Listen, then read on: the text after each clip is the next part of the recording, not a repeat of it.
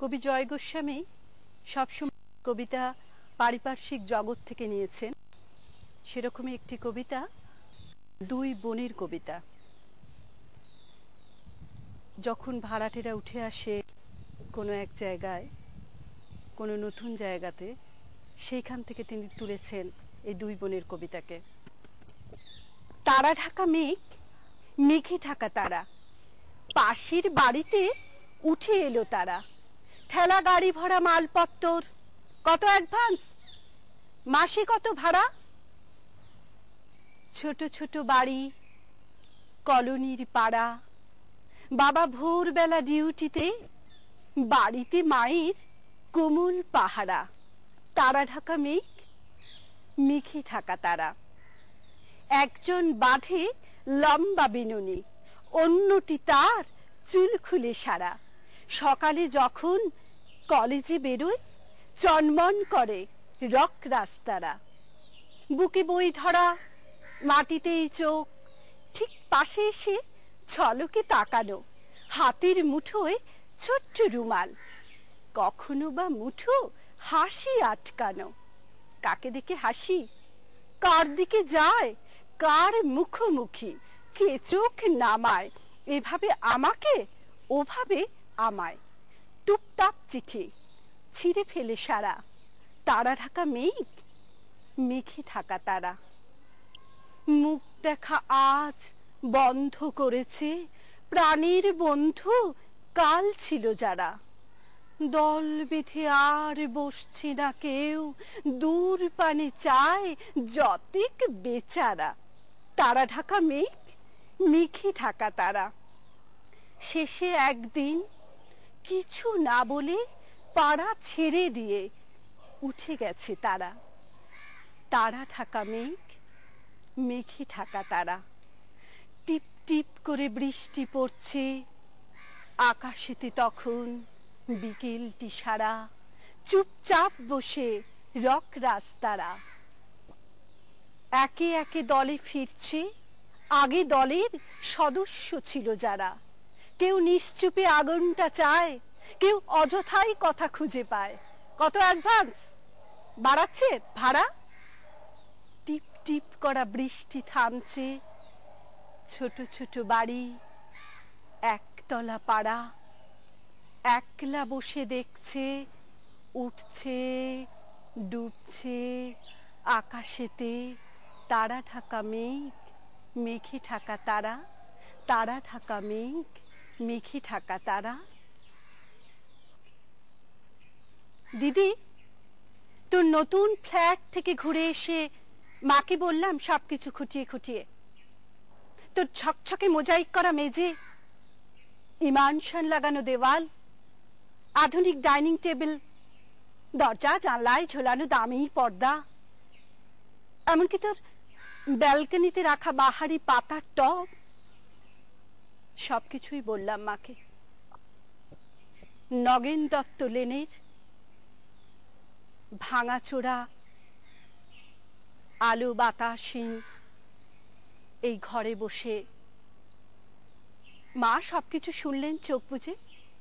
শুনতে শুনতে মার মুখে ফুটে উঠছিল হাসি, আর চোখে আসছিল জল। দিদি, তোর ব্যালকনিতে দাঁড়ালে বাইরে থেকে ছড়িয়ে থাকা শহরটাকে অনেক দূর পর্যন্ত দেখতে পাওয়া যায়। তোর বসবার ঘরের দেওয়ালে লাগানো নতুন কেনা সুন্দর পেন্টিংটা ঘরটাকে কি গাম্ভীর্যে ভরিয়ে তুলেছে, সেসব কিছু বললাম মাকে। চোখ বুজে শুনতে শুনতে মার মুখে ফুটে উঠছিল হাসি, আর চোখে আসছিল জল।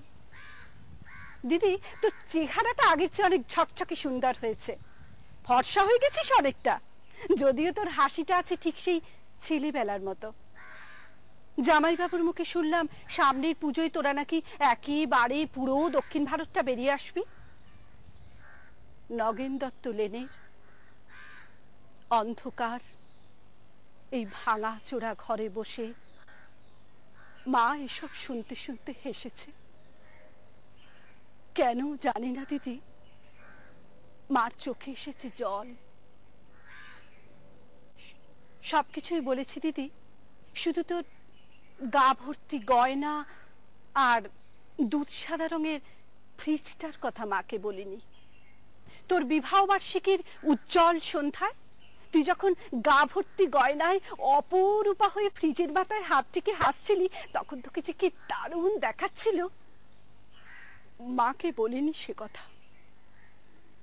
তোদের বিবাহ বার্ষিকীর আনন্দ উজ্জ্বল অ্যাপার্টমেন্টে তুই আর জামাইবাবু যখন ফ্রিজটার পাশে দাঁড়িয়ে হাসি হাসি মুখে মালা বদল করছিলি তোদের রসিক বন্ধুদের অনুরোধে, আর মাঝে মাঝে ক্যামেরার ফ্ল্যাশ ঝিলিক দিয়ে উঠছিল উপচে পড়া খুশির মতো,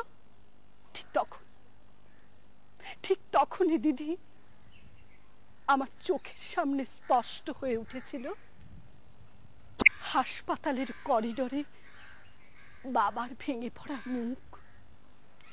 ভিতরে মা তখন অপারেশনে অচৈতন্য। ডাক্তার এসে বললেন চোখ দুটো বোধহয় আর বাঁচানো গেল না, তাও একবার চেষ্টা করে দেখতে পারেন মাত্রাজে, সে অবশ্য অনেক টাকার ব্যাপার। হাঁড়ি কাঠে আটকে পড়া অসহায় পশুর মতন করুণ দেখাচ্ছিল বাবার মুখটা।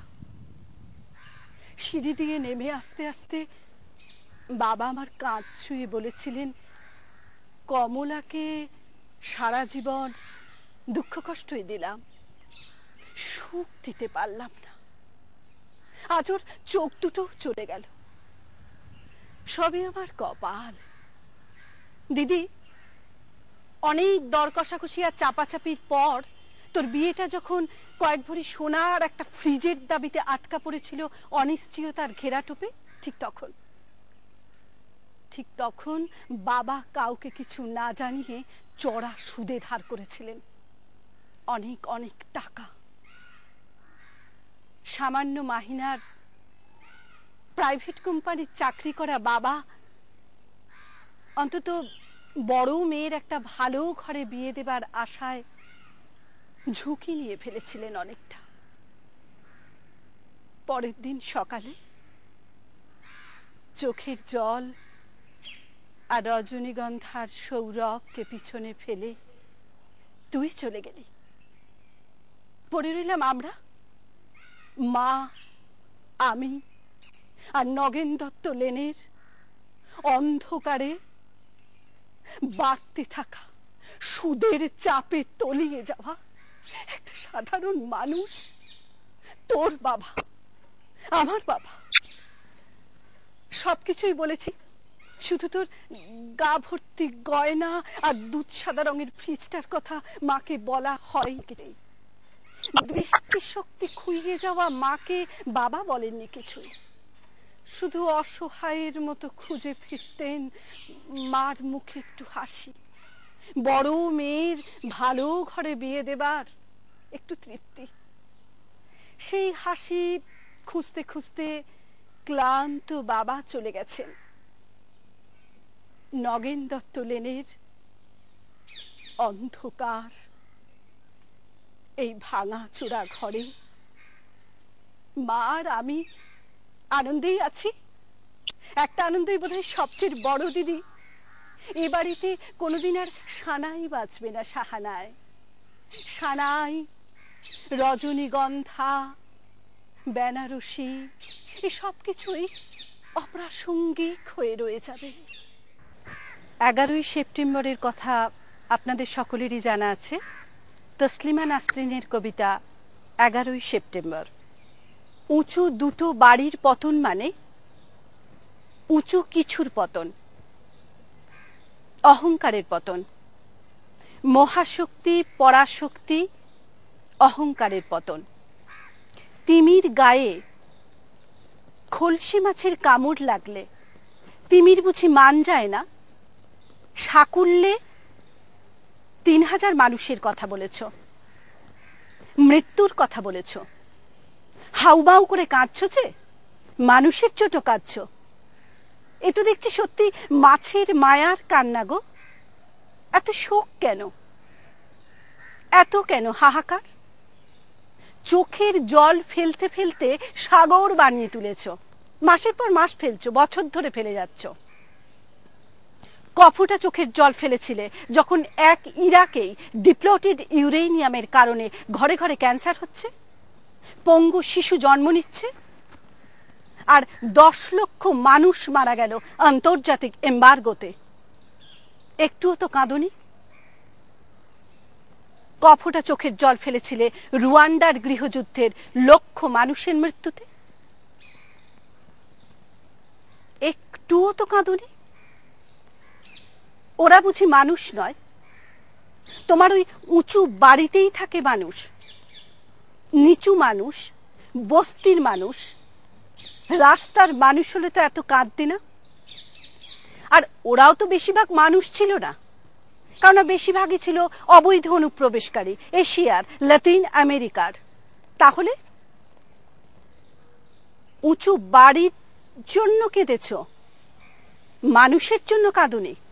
কফোটা চোখের জল ফেলেছিলে সোমালিয়ার 3 লক্ষ মানুষের মৃত্যুতে, তৃতীয় বিশ্বযুদ্ধে। কেবলমাত্র না খেতে পেয়ে অনাহারে মানুষ মারা যাচ্ছে প্রতিদিন প্রতিদিন, সহস্র খবর রাখো, চোখে পড়েও সব? শুধু উঁচু বাড়ির মৃত্যুই চোখে পড়ে, নিচু বাড়ি, বস্তির, রাস্তার মানুষের মৃত্যু চোখে পড়ে না? সত্যি মানুষের মৃত্যুটাও মৃত্যুর মতো একটা করুণ কষ্টকর জিনিসও এই রাজনৈতিক পাক থেকে মুক্তি পেল না।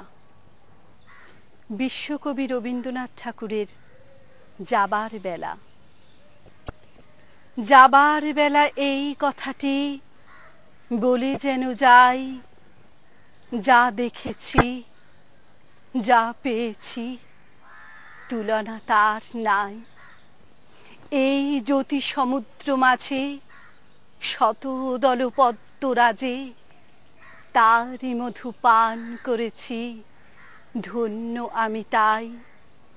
যাবার আগে এই কথাটি জানিয়ে দিয়ে যাই, বিশ্বরূপের খেলা ঘরে কতই গেলেম খেলে, অপরূপকে দেখে গেলেম দুটি নয়ন মেলে।